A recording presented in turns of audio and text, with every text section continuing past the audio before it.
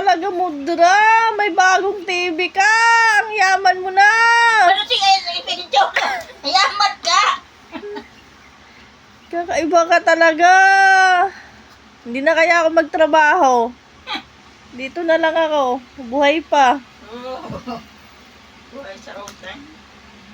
Uy, may YouTube! Nakakonect pa! Ay, YouTube ba talaga eh? Ang galing mo talaga, Mudra. Kaya ay, ginawa, nagpipinamak na ako na. Oh my goodness, I cannot believe it. You're so rich na, nanay! Bumili ka na ng bahay! Sana nga, magkabahay ka na. Ay, nako. Ikaw! Ikaw yung magkabahay para makitira ako doon. Ang yaman na ni nanay, guys. Tingnan mo, bumili na ng TV na malaki. Yan lang dati TV namin, oh. Oy, wag ka dyan, nanay. Yan, maliit lang. Ito, hinarangan pa. Ano na? Ngayon, sobrang laki na. Uy, yung salamin ko.